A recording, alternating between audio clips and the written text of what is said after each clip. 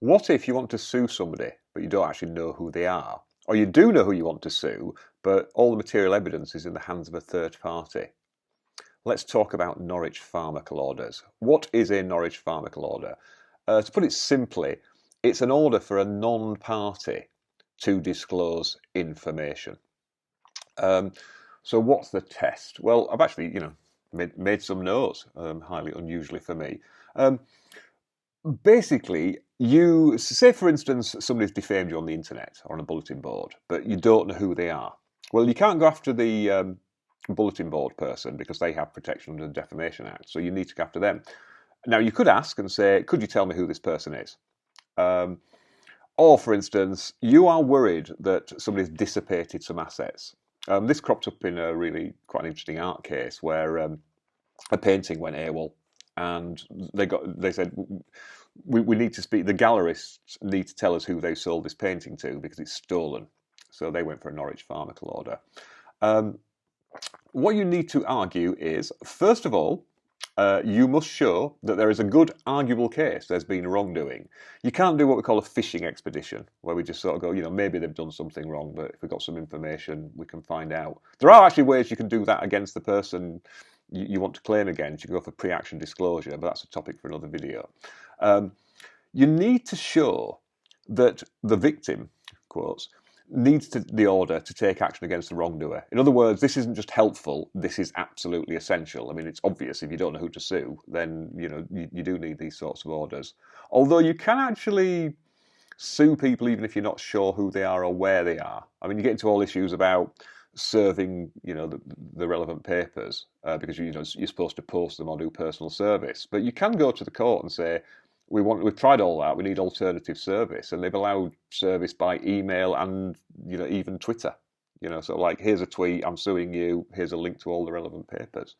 You need to show that the respondent is somehow, quotes, mixed up or involved in the wrongdoing. They don't have to have done anything wrong themselves, but they have to have facilitated it somehow, even if it's innocently. So, a bulletin board has printed the comment, a bank has, moved this money, a gallerist has sold this painting on. You're not necessarily saying that, there's a problem with them, but there has to be some connection there.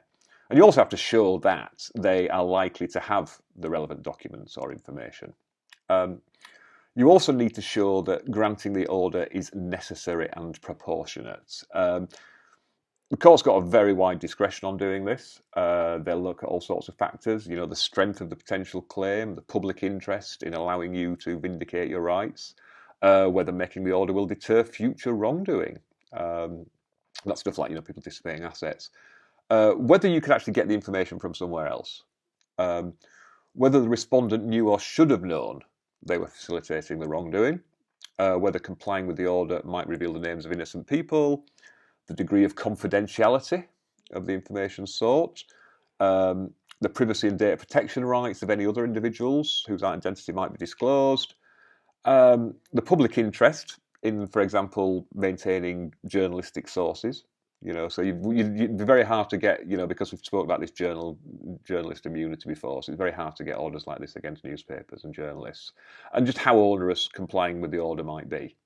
Now, sometimes you will people will actually have a problem giving you the information, but they just want some coverage. So you might write and say, especially with banks, you'll say, could you just disclose this information? They'll say, look, if you get the court order, we'll happily hand it over.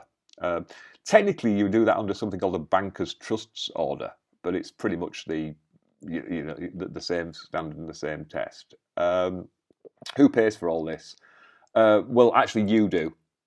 Even if you're successful, the argument is, well, these people don't have a dog in the fight, so why should they pay? You remember that other case? Getting sort of disclosure against non-parties.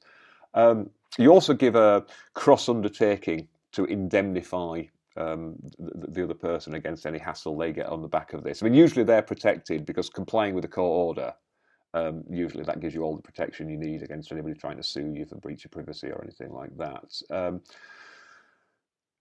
You might make them on notice. I mean, for instance, if you're just trying to get the name of somebody from a website, then you might just say, I'm going to court, do you want to come down and argue it? But if it was something where you're worried that the application would tip somebody off. Say you're basically trying to trace some assets before they get dissipated. You want to sue somebody, you've got a good case, but they're just going to get all the money away, so you wouldn't be able to recover.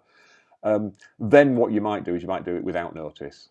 Where you sort of go to court and say, I need this order, but we can't let anybody else know about it because otherwise it'll defeat the purpose of the order.